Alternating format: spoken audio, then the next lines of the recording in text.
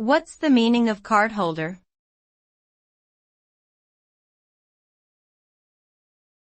Cardholder.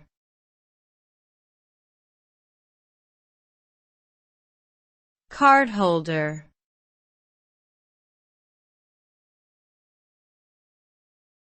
Cardholder.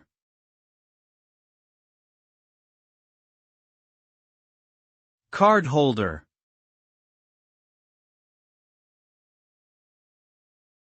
A cardholder is a person who owns a credit, bank, or debit card.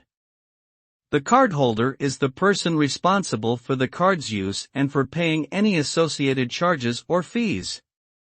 In addition, the cardholder may have access to certain benefits, rewards, or privileges based on their card type and usage.